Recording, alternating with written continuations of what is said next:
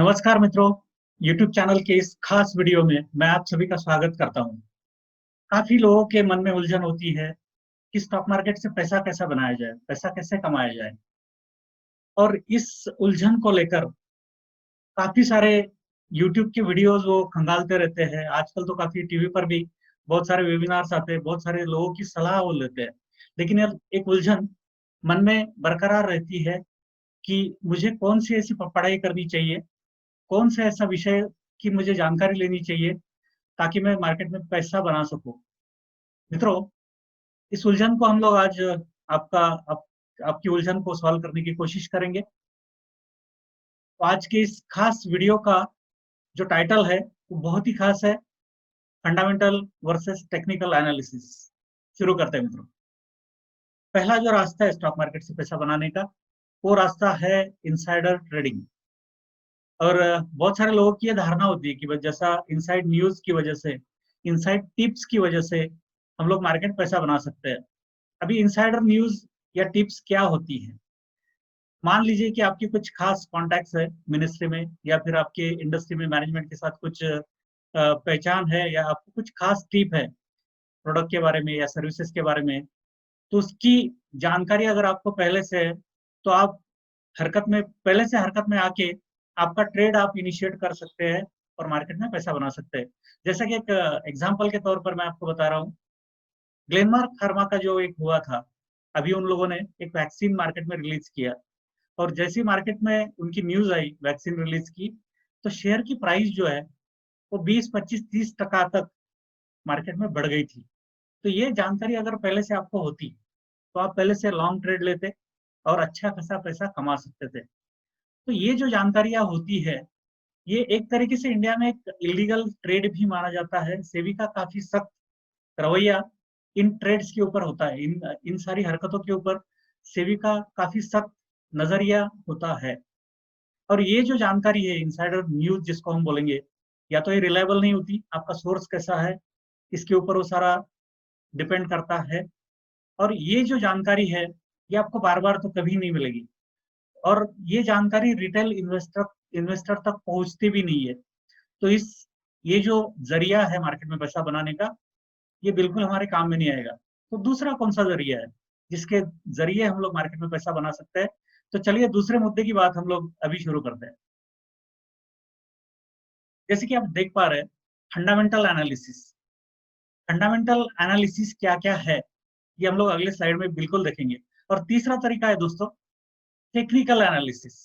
तो ये 3 ही तरीके मार्केट में है, जिसकी हमें जिस तरीके से, जिस रास्ते से हमको मार्केट में एक पुख्ता पैसा लंबे तौर पर या लॉन्ग टर्म में बना सकते हैं। तो चलिए हम लोग देखते हैं फंडामेंटल एनालिसिस।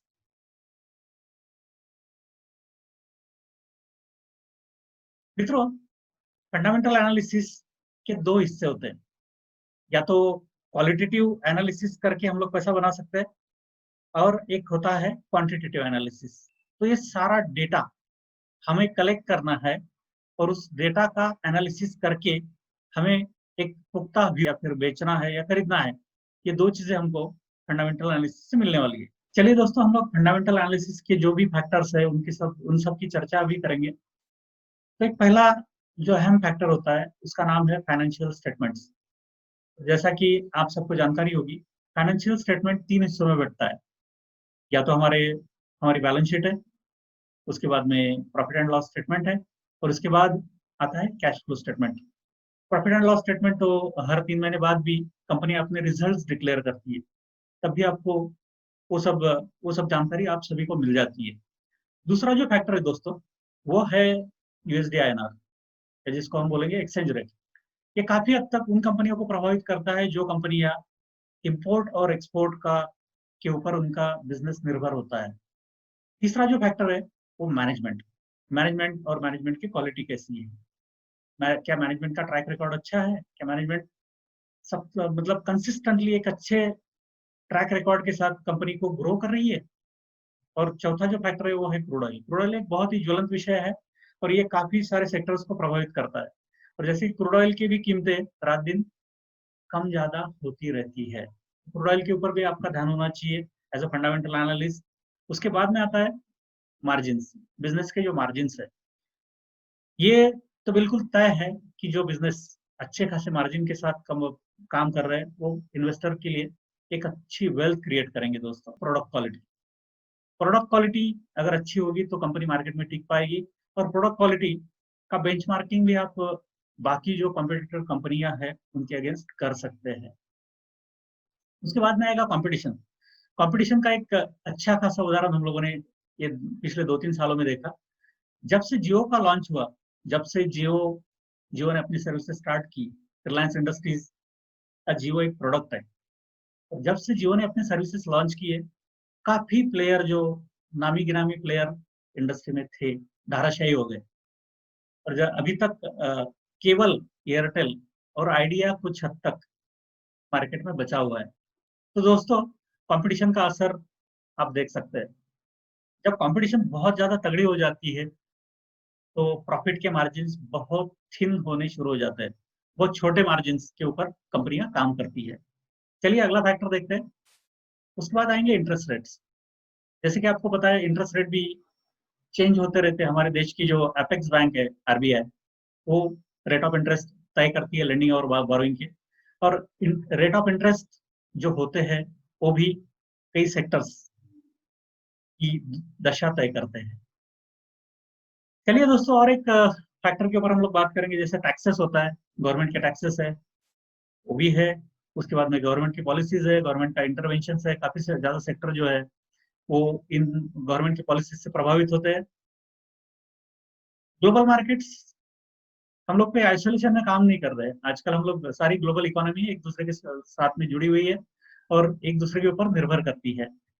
उसके बाद में आता है आपका रॉ मटेरियल के prices, commodity prices. Commodity prices अगर ऊपर नीचे होने लगे तो धंधे के मार्जिन्स या धंधे का जो ये है, बिजनेस का जो ये कह सकते हैं हम लोग, प्रॉफिट मार्जिन्स, वो काफी ज्यादा प्रभावित होंगे। उसके बाद आएगा जियो पॉलिटिकल सिचुएशन। देश में अगर जियो पॉलिटिकल सिचुएशन अच्छी होगी तो कंपनी अच्छा काम कर पाएगी। एक स्टेबल गवर्नमेंट होना बहुत जरूरी है। उसके बाद में आएगा कॉर्पोरेट एक्शन। बहुत सारे कॉर्पोरेट एक्शन कंपनियां डिक्लेयर करती है, बोर्ड ऑफ डायरेक्टर्स की मीटिंग लेती है, उसमें तय होता है। बहुत सारी कॉर्पोरेट एक्शन आप देखते हैं। उसके बाद में लास्ट में जो फैक्टर है वो फैक्टर है अनफोर्सिन इंस्टेंसेस। ये क्या है?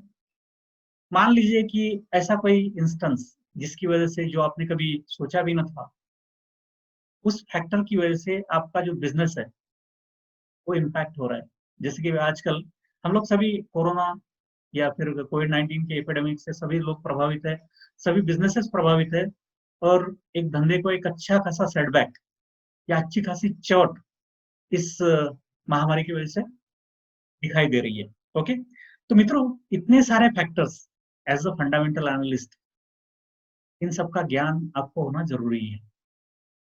और अगर आप देखेंगे तो जो फाइनेंशियल स्टेटमेंट्स है, जो नंबर्स है, जिसको हम लोग क्वांटिटेटिव एनालिसिस बोलते हैं, उसके लिए थोड़ा सा कॉमर्स का आपका बैकग्राउंड होना भी जरूरी है।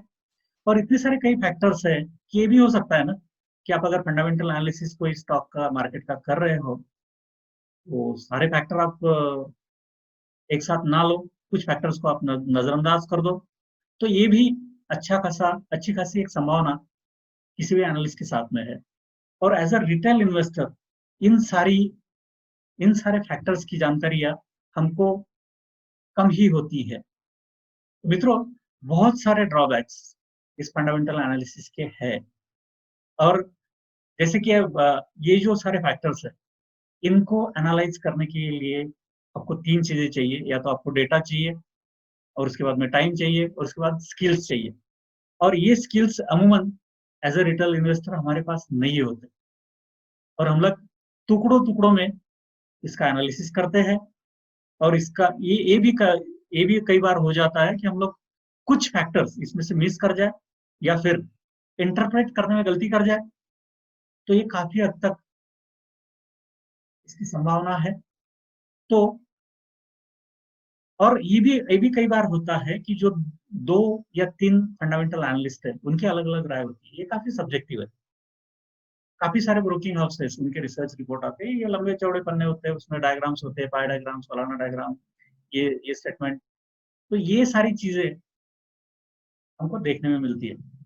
और फंडामेंटल एनालिसिस कभी आपको रिस्क एड्रेस नहीं करता है, वो कभी आपको स्टॉप लॉस नहीं बताएगा और ना ही आपको एंट्री प्राइस बताएगा। तो दोस्तों, इतने सारे जो फैक्टर्स है, उनकी वजह से एक ही चीज बनती है, उसका नाम है प्राइस। तो चलिए हम लोग थोड़ा सा एक कंपैरेटिव एनालिसिस फंडामेंटल और टेक्निकल एनालिसिस का बखूबी ढंग से करने की कोशिश करेंगे। तो क्या है फंडामेंटल, इतने भी जो भी फैक्टर्स मैं सारे आपको दिखा रहा हूँ, ये सारे कॉजेस है, ये सारे कारण है। इन कारणों की वजह से मार्केट में प्राइस बनती है। इतने सारे कारण प्राइस बनने के पीछे होते हैं, और हमें जो टर्मिनल पर केवल हम लोग प्राइस ट्रेड करते हैं, ना ही किसी को पता होता है कि प्राइस क्यों बनी है, किसने बनाई है, और ऐसे कौन से रीजंस है जिसकी वजह से प्राइस बनी है। ओके दोस्तों, तो चलिए हम आगे बढ़ते हैं। और इन सभी का, जैसा कि मैंने अभी आपको बताया, इन सभी का जो परिणाम होता है, इन सारे कॉजेस का, उसका इफेक्ट एक ही होता है, और वो होता है प्राइस। और हम सारे लोग, DII से लेके FII से लेके सारे लोग, हाउस वाइफ से लेके रिटायर्ड कोई एम्प्लॉय से लेके, हम सारे लोग एक ही चीज मार्केट में ट्रेड करते हैं, उसका नाम है प्राइस। ओके, तो दोस्तों, मार्केट में बायर, आपको जैसे पता होगा कि बायर और सेलर के बीच में प्राइस तय होती है और सौदा तय होता है, उसे हम ट्रेड भी बोलते हैं। ओके, या तो हम लोग रिटेल इन्वेस्टर को ट्रेड करते हैं, उसके बाद में HNIs है, हाई नेटवर्थ इंडिविजुअल्स है, उसके बाद में DIIs है, और उसके बाद में FIIs है। DIIs मतलब डोमेस्टिक इंस्टीट्यूशनल इन्वेस्टर्स, और FIIs का मतलब होता है फॉरेन इंस्टीट्यूशनल इन्वेस्टर्स। तो जैसे कि आपको बिल्कुल अभी ध्यान में आ चुका होगा कि इनमें सबसे जो अनइन्फॉर्म, तुक्का मारने वाला जो वर्ग है, वो रिटेल इन्वेस्टर है। और रिटेल में कौन आता है? हम सभी लोग। इसमें हाउसवाइफ है, स्टूडेंट्स है, उसके बाद में रिटायर्ड पर्सनल्स है, बिजनेसमैन है जो नौकरी करते हैं, या फिर हम अनएम्प्लॉयड यूथ है, बहुत सारे लोग, हम लोग रिटेल कैटेगरी में आते हैं। तो इनके लिए बहुत मुश्किल है कि फंडामेंटल एनालिसिस के इन सारे टुकड़ों को जोड़कर उसका सही ढंग से अर्थ लगाए और अपना ट्रेड ले ले। अब ट्रेड दो ही प्रकार के होते हैं, या तो हम लोग बुलिश होते हैं, तब हम लोग लॉन्ग ट्रेड लेते हैं, पहले हम लोग बाय करेंगे और उसके बाद सेल करेंगे। तो दूसरा ट्रेड होता है शॉर्ट ट्रेड। शॉर्ट ट्रेड का मतलब क्या हुआ? पहले सेल करना और उसके बाद बाय करना। तो दोस्तों, ये दो ही प्रकार के ट्रेड हम लोग मार्केट में लेते हैं। जैसा हमें लगता है कि कोई ट्रेड में या कोई स्टॉक में काफी ज्यादा मंदी के लक्षण दिखाई दे रहे हैं, तो उस टाइम हम लोग शॉर्ट ट्रेड करेंगे। ओके, चलिए आगे बढ़ते हैं। So what is technical analysis? Technical analysis is a study of price. तो इन सारे जो 15, 20, 25 जितने भी घटक है फंडामेंटल के, उन सभी का परिणाम एक ही होता है, और वो है सिंगल प्राइस। तो हम सभी को अगर प्राइस रीड करना आ गया, प्राइस का एनालिसिस आ गया, तो हम लोग अच्छे खासे एक अच्छे ट्रेडर मार्केट में बन सकते हैं, एक अच्छे इन्वेस्टर हम लोग मार्केट में बन सकते हैं। काफी सारी जो उलझने हैं या फिर धारणाएं हैं, गलत धारणाएं मार्केट में, वो ऐसी भी है कि जो इन्वेस्टर है उसको टेक्निकल एनालिसिस की जरूरत नहीं है। ये बिल्कुल गलत है। ये पुराने जमाने में था, आज के जमाने में टेक्निकल एनालिसिस हर किसी को लगता है, चाहे वो इन्वेस्टर हो, चाहे ट्रेडर हो, कुछ भी हो, आपका प्रोफाइल कुछ भी हो। ओके दोस्तों, चलिए, अगर टेक्निकल एनालिसिस में, जैसा आप देख पा रहे हैं, ये चार्ट्स है, कैंडलस्टिक चार्ट्स है, और ये चार्ट अपवर्ड ट्रेंड में है। आप देख पा रहे हो, ये थोड़ा सा ये स्टॉक साइडवेज गया और उसके बाद उसने फिर से अपवर्ड ट्रेंड अपना लिया।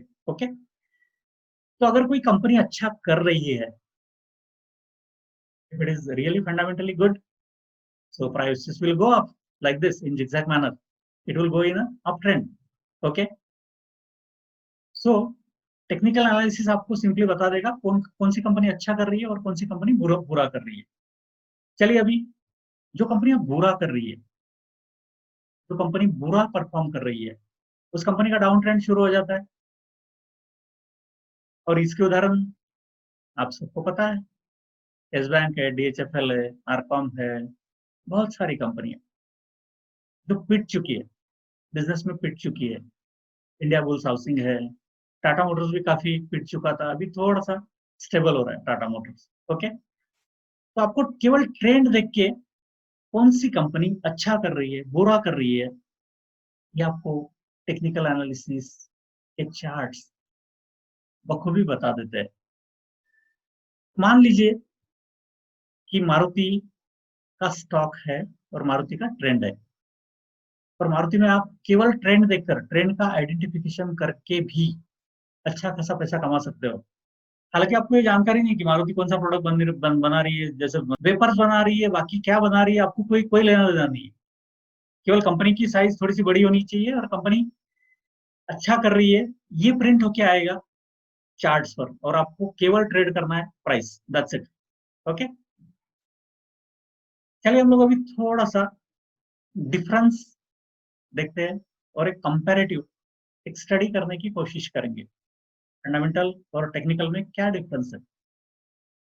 ये जो पहला फैक्टर है, और टेक्निकल एनालिसिस काफी सिंपल है, काफी इंटरेस्टिंग, कई सालों से मैं टेक्निकल कर रहा हूँ, कई सालों से टेक्निकल के थ्रू एक अच्छा खासा पैसा मेरे स्टूडेंट और मैं, हम सभी बना रहे हैं। और उसके बाद में फंडामेंटल में बहुत सारे फैक्टर्स होते हैं, और टेक्निकल में केवल एक सिंगल फैक्टर होता है जिसका नाम होता है प्राइस। ओके दोस्तों, और जैसा कि मैंने बताया, पहले भी आपको बताया कि फंडामेंटल एनालिसिस एक सब्जेक्टिव स्टडी है। काफी लोग काफी लोगों की स्टडी में डिफरेंस आता है, लेकिन ये जो स्टडी है टेक्निकल एनालिसिस, ये काफी ज्यादा कॉन्क्रीट है। बहुत कम अंतर आप लोग दो टेक्निकल एनालिसिस के जो भी जिनके जो चार्ट्स है और जिनका जो प्रिडिक्शन है उसमें होगा, आपको दिखाई देगा। फंडामेंटल एनालिसिस की जो खबरें है, छोटे स्टॉक में हर दिन आती नहीं है, बड़ी कंपनियों में भी हर रोज एक दो दिन में खबरें आती रहती है, बट वो इतनी पुख्ता खबरें नहीं होती या बड़ी खबरें नहीं होती। ओके, जो बड़ी कंपनी है उसमें बड़ी खबरें आती रहती है। ओके, और जो कंपनियां हैं उनका एनुअल रिजल्ट आता है, क्वार्टरली रिजल्ट भी आता है, या फिर जो कंपनी ऑटो कंपनीज है उनका मंथली सेल्स फिगर भी आ जाता है। तो तब तक हमें रुकना पड़ेगा। ओके, लेकिन टेक्निकल एनालिसिस में आप 1 मिनट से लेके 1 साल तक उस कंपनी का एनालिसिस कोई भी टाइम फ्रेम पर बिल्कुल अच्छे तरीके से कर सकते हैं। समझ रहे हैं मेरी बात आप दोस्तों? ओके, और फंडामेंटल एनालिसिस का एक जो नजरिया होता है, जो व्यू होता है, वो लॉन्ग टर्म होता है। ओके, लेकिन टेक्निकल एनालिसिस जैसा कि बहुत बड़ी एक एक मिसअंडरस्टैंडिंग मार्केट में जो है टेक्निकल एनालिसिस के बारे में, वो ये है कि केवल शॉर्ट टर्म होता है। ऐसा बिल्कुल नहीं है दोस्तों। टेक्निकल एनालिसिस को लेकर भी आप कोई भी स्टॉक या मार्केट का एनालिसिस लॉन्ग टर्म पर कर सकते हैं, और लॉन्ग टर्म आपका व्यू बना सकते हैं। एज ए इन्वेस्टर या short term investor, short term trader आप कर सकते हो। ओके, फंडामेंटल एनालिसिस आपको बिल्कुल स्टॉप लॉस के बारे में कोई जानकारी नहीं देता। ओके, लेकिन टेक्निकल एनालिसिस आपको पुख्ता, एकदम precise entry, exit, trailing stop loss, सारी चीजें आपको दे देता है। तो सबसे अहम जो एक डिफरेंस है, एक वो है कि टेक्निकल एनालिसिस एड्रेस रिस्क, ये रिस्क को एड्रेस करता है। ओके, और फाइनेंस बैकग्राउंड होने की जरूरत है टेक्नो फंडामेंटल एनालिस्ट को, लेकिन हमें यहाँ कोई फाइनेंस बैकग्राउंड जरूरी होने की जरूरत नहीं है। एक कॉमन सेंस की जरूरत है और थोड़ा सा पढ़ाई करने की जरूरत है technical analysis. Thank you so much दोस्तों।